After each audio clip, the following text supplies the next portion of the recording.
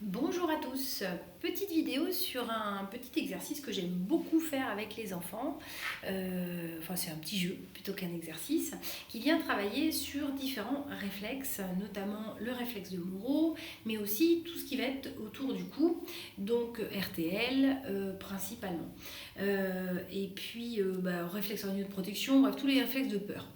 Alors, c'est pas forcément l'objectif de savoir exactement ce qu'on travaille parce qu'en fait, ce que je souhaite en fait quand les enfants font ça avec leurs parents, c'est vraiment que ce soit un jeu et pas un objectif de travail.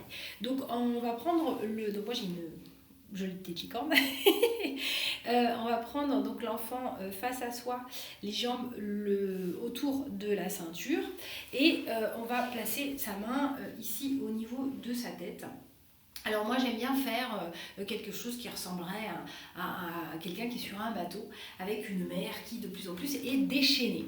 Ce qui est important en fait ici, c'est que je ne soutienne pas ou que je n'attrape pas la tête. De la même façon que ma main ici soutient légèrement le dos mais ne porte pas. Je vais vraiment simplement accompagner l'enfant. Et quand je vais l'emmener en arrière, je vais vraiment le laisser le plus possible tomber sa tête en arrière et simplement la retenir pour pas qu'il y ait un coup du lapin. Mais c'est quelque chose qu'on peut faire assez tôt dès que l'enfant tient sa tête, hein. Donc quelque chose de rigolo. Donc je le regarde et je lui dis oh là là, il y a du vent sur ce bateau. Alors on peut commencer sur une mer calme tout doucement. Ça va faire un petit peu des bercements en avant, en arrière. Toujours avec, il y a des enfants qui vont avoir tendance à vouloir se jeter en arrière et ça peut être intéressant, mais aussi d'apprendre à ramener. Donc il ne faut pas hésiter en tant qu'adulte à vraiment partir complètement en arrière, voire même si vous avez des abdos et pas de problème de dos, d'aller vous coucher avec l'enfant et de revenir dans l'autre sens. On va dans le sens de l'enfant et on l'emmène dans l'autre sens. Donc si l'enfant a plutôt tendance à éviter d'aller en arrière, on va chercher ce mouvement. Et s'il a un peu tendance à trop y aller, alors on va aller chercher un petit peu aussi l'autre côté. Et puis on va emmener à droite, à gauche, etc. Mais vraiment dans quelque chose de ludique. Donc on est sur un bateau, on est bercé, il y a des vagues, mais ça va. Et puis au fur et à mesure, oh là là, il y a du vent, ça commence à tanguer.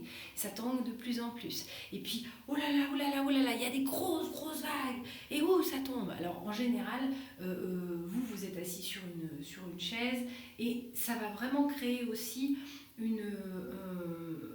quelque chose autour de l'attachement. C'est-à-dire que l'enfant va sentir qu'il peut tomber et vous êtes là pour le rattraper. Il y a vraiment une symbolique aussi sentimentale, ou affective en tout cas, dans ce jeu, tout simplement. Et c'est quelque chose qu'on peut faire assez régulièrement avec l'enfant, s'il aime ça, bien évidemment. Et s'il n'aime pas, eh bien, c'est certainement qu'il y a des petites choses qui le dérangent. Ça peut être aussi au niveau du système vestibulaire, ça peut être la sensation de tomber qui n'est pas agréable.